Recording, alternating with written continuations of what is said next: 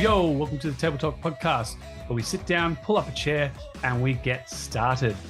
This podcast is designed to provide you packed full of information to help you with your training, nutrition, lifestyle, and well-being, where we interview myself through case studies to give you lifetime experience. And then we also interview high-performing individuals or other career-focused people who are looking to make changes in their lifestyle, training, nutrition, and well-being. So let's pull up that chair and let's go. Yo, welcome to Table Talk bonus episode, where we are going to talk to you about training. So this is a question that came through a few weeks back, which asked, hope you're well, just wanted your advice. What do you think about getting the best results? Is isolating muscle groups for workouts best? Training 3 to 5 times a week? What are your thoughts and suggestions? Is it just join the gym? Going to do it on my own, and would like to write up a plan, looking basically at strength training and toning, what is I should be focusing on. So good question, pretty much what everybody works through, and probably why what I do. So this can come in many forms, or we can break it down into many stages. So that's what we're going to do. So the first thing is, so many times people are like, I can train 3 times a week, 4 times, maybe it's 5. I really just suggest, what can you do? What can you realistically do? So if you said, I know I can train 3 times a week, then design a program for 3 times a week. And that could be, for guys, you could do the front of the body, so you got chest, shoulders, triceps. So push. The other day is pull, so back, biceps, lower back, and then legs or lower body, which is your quads, your hammies, your glutes, and your calves. Now for ladies, they might foil more posterior work, so glutes back. So what you could do is you go, so do a posterior day. So if you're doing back, I say posterior because you're going to do back, biceps, lower back, glutes, hamstrings, calves. Then you'll have an anterior day, so the front of the body, which would be your chest, the triceps, your abs, and some delt work. And then the third day is leg day. I think at the leg day, you're going to be hitting hammies again, you'll hit quads, and this just gives some space for recovery because you hit the hammies again. Then if you trained 4 times, you then just do the posterior day as that day 4. If you did 5 days, you do that anterior day as day 5. And then next week, you're doing the leg day again. So it's really favorable for anyone that has like that 3 to 5 variation. Pick the one, and then you just rotate it. This comes to the first thing, which is really just evaluating how you feel. If you feel like a dog's breakfast, then you could increase your food intake to facilitate maybe the recovery. Maybe you look at your sleep. But if it's coming from your training, you then make adjustments to the training program. Now, if you feel like a dog's breakfast for one day, don't just change everything right away. You got to calibrate this over 4 to 6 weeks. So if you feel like a dog's breakfast every single day, then it's time to change. But if you don't, and it's only one time, maybe there's so many variables there. Right, so that ticks off really like listen to your body.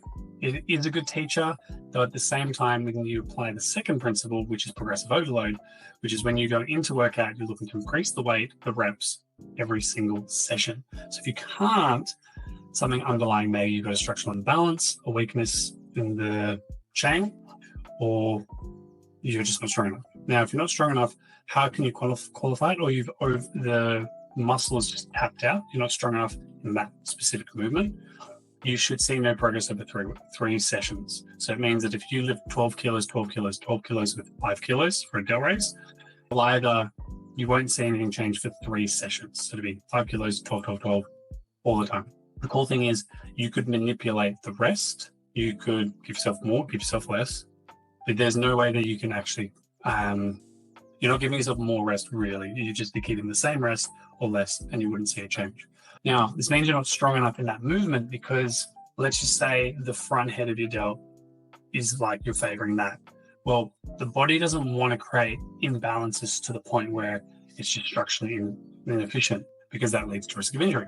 So the body will down-regulate its strength to kind of stop us from doing that.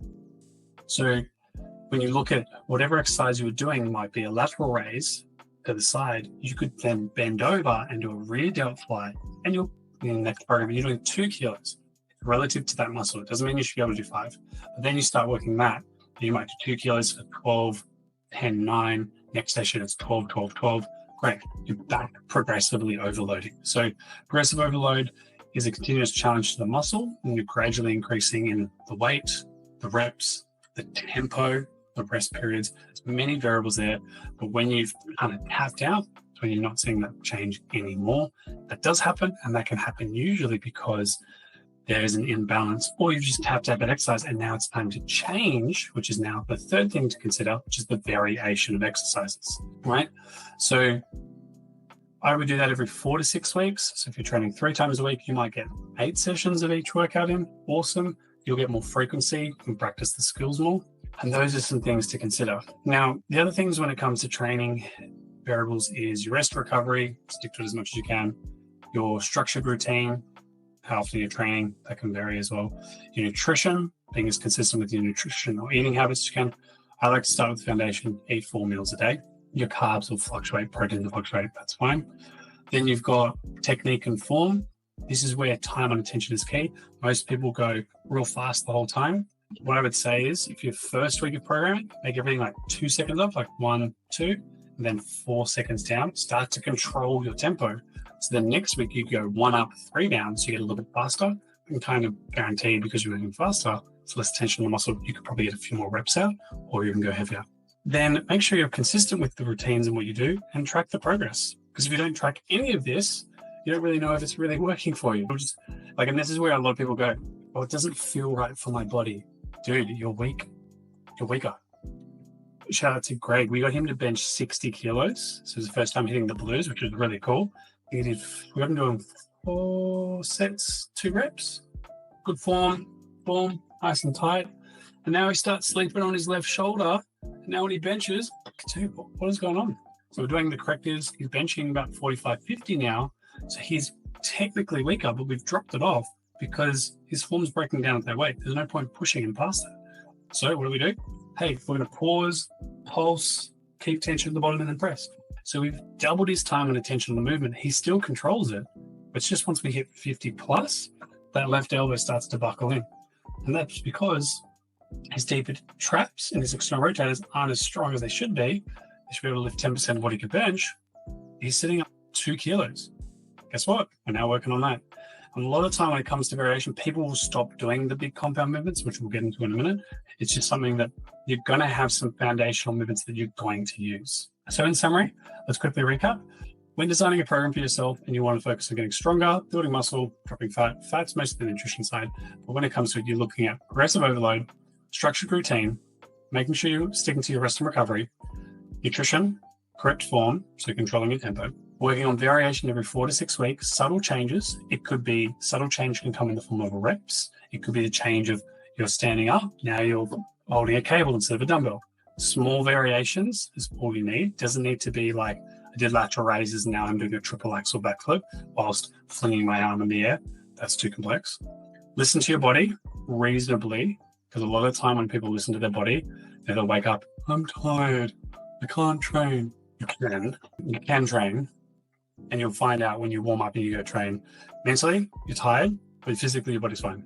So sometimes listening to the body is good, sometimes not so much. Be consistent as you can and make sure you track your progress. The last thing is compound exercises. So sticking to an arsenal of exercises, and there's a thing called the foundational 8. I think we got to 9 last time. The foundational 8, you've got bench press, and that can be dumbbells or barbells, shoulder press, or I like to do behind the head neck press, so there's greater mobility in the shoulder, squats, front squats, so back squat, front squat, deadlift, bench over row, pull-ups, dips.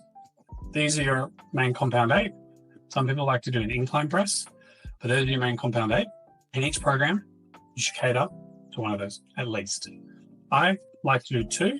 So usually when I do dumbbell press, I'll do a row variation, and then I'll do accessory work to some vertical press movement.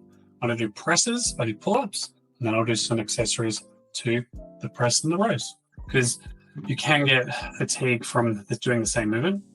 Also really boring doing 10 sets of the same thing. And get better at the movement. It just can be very boring. So do 4 or 5 sets of that and then do a different press movement. So it's working similar muscles.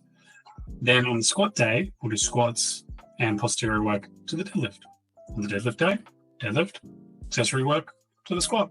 Normally comes in form of lunges or Bulgarian lunges. People don't like Bulgarian, but it's really good for getting a big stretch. So it's time efficient.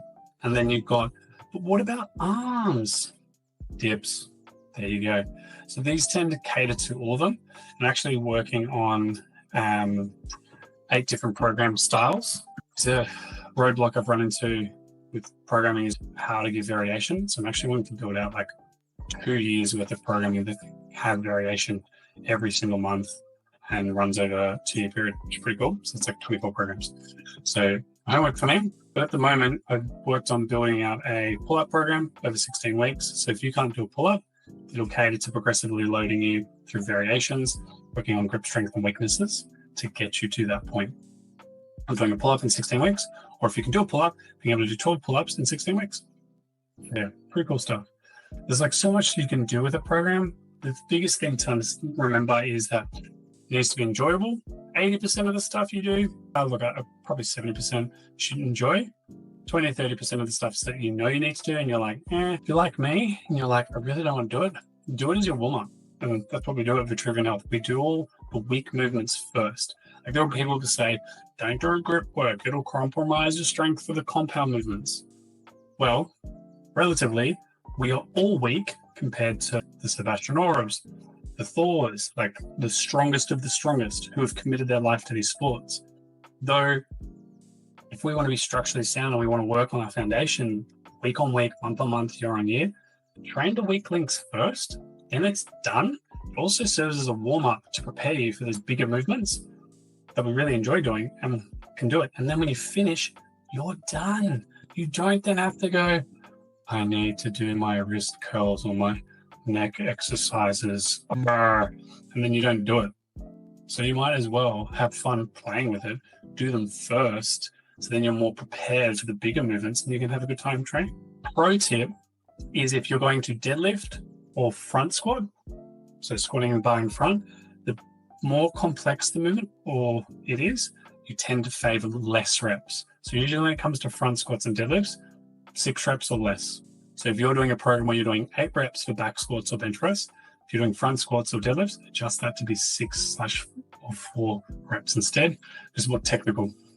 Form tends to break down a lot quicker, and so high risk injury. So keeping it lower rep ranges a little bit safer. So that is when it comes to training programs. Now, how about an example?